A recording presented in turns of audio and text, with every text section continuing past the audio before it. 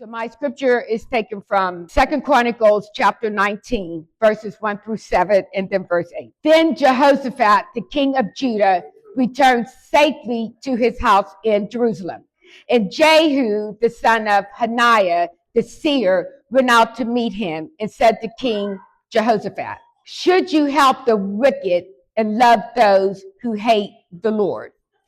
Therefore, the wrath of the Lord is upon you. Nevertheless, good things are found in you, and that you have removed the wooden images from the land and have prepared your heart to seek God." So Jehoshaphat dwelt at Jerusalem, and he went out again among the people from Beersheba to the mountains of Ephraim, and brought in the land throughout all the 45 cities of Judah, city by city, and said to the judges, "Take heed to what you are doing, for you do not judge for man, but for the Lord, who is with you in the judgment." Verse 7, "Now therefore let the fear of the Lord be upon you. Take care and do it, for there is no iniquity with the Lord our God, no partiality, nor taking of bribes." My subject for today: restore your commitment with God. Satan, you are a liar, and God will always be the truth, and you will always be nothing. And I'm going to bring this message in the name of Jesus. Restore your commitment with God. Okay, in our lesson, we have Jehoshaphat, who loved the Lord. He didn't follow his father, Asa. Asa was the king, and Asa watched his father. We look at the generations, and the Bible lets us know it goes up to the fourth generation. But when you see that something is wrong, you don't have to do it. We all have a choice. When you get at a certain age, you're responsible for what you do. You can say yes or you can say no. Some people say, if my mother did it, I can do it. You can do it, and you're going to get in trouble for it if it is wrong. So Jehoshaphat decided he was going to start taking down all these idols that the pagans put up. And he started taking them down. But his son Jehoram fell in love with a young lady named Athaliah, who was the daughter of the wicked king in the land, who was Ahab. She was almost as wicked as her parents, but he loved her, and he married her. His father didn't counsel his son. You better be careful who you love. If they don't love the Lord, if you don't want to counsel them, tell them about God. So he married her. Going down the years, King Ahab asked King Jehoshaphat. So King Ahab was the king of Israel. King Jehoshaphat was the king of Judah, two separate kings. The king of Syria wanted to destroy the king of Israel. They wanted to take the land. They wanted, when they destroyed the land and killed the king, they took the land. They made the children and the women slaves. So they wanted to kill King Ahab. So King Ahab went to King Jehoshaphat and said, "Let's make an alliance. I want you to work with me. I want you to get all your thousands of people together, and let's go to war, and let's kill the Syrians." So King Jehoshaphat said, "Let's do it. I'll get all my people together. You get all your people together, and we'll go to war." The devil is always going to be the devil. If the devil don't want anything to do with God, you don't need to want anything to do with that individual. Leave them alone. It don't matter what they look like. It don't matter what they say. It doesn't matter what they have. If they're not serving God, stay away from them, because you're going to get in trouble.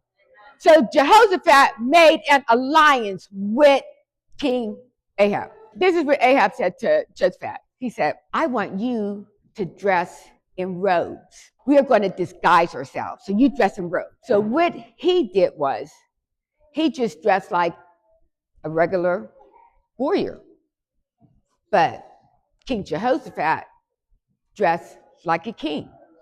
So the king of Syria said, "Don't go after no one famous. Don't go after anyone that looks like they got something. Go after the king. I want to destroy the king." Because the king of Syria knew, if I destroy the king, it's over. The war is over. So guess who got hit? King Jehoshaphat. And as he was almost dying, he cried out to the Lord. And he asked God, God, please forgive me and please heal me. And God is just and God is so merciful, whatever we do, because we all fall down. We all get it wrong. We all do what we ain't got no business doing. And then we cry out like babies. We're going to cry out. Don't get stuck in your sin. Cry out to God because he's just and able and he will forgive you. But you got to admit that you're wrong and cry out to God. And that's what King Jehoshaphat did. He said, God, I know you're a merciful God. I need you to forgive me. And he cried out and God forgave him and he saved him. But disgusting, conniving, sneaky Ahab, Jehoshaphat made an alliance with him and he's still trying to save himself. But a warrior from the Syrian army was shooting arrows. Now here's Ahab. He has all this armor on him. And one of those arrows went between all the armor. It was like a little space. And that arrow went right in that space and killed King Ahab. And when they had the man of God prophesied, he had all these people prophesied that he wanted the people that was going to give him the prophecy he wanted. Because some people, they just want to hear what they want to hear. They don't want the truth, because the truth is what makes you free. But some people, they just want to hear what they want to hear. So he had all these men say what he wanted to hear. Everything's going to be good, King. Everything's going to turn out right, King. And so when King Jehoshaphat went on this alliance, he said, is there any prophets from Israel? He wanted to hear a prophet of God. So King Ahab said, well, I don't want to hear him. It was Malachi. Malachi. He didn't want to hear Malachi because he said every time he hears him, he doesn't say what he wants to hear. Well, maybe what you want to hear is not what you need to hear. If you want to hear something that's going to help you, listen. But Jehoshaphat wanted to hear the truth. So they brought Malachi and he prophesied and he said, all Israel was scattered. Nobody from Israel survived.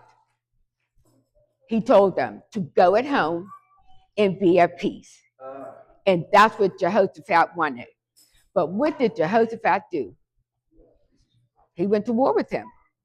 But he had enough sense to cry out and ask God to forgive him and to not let him die. And God forgave him.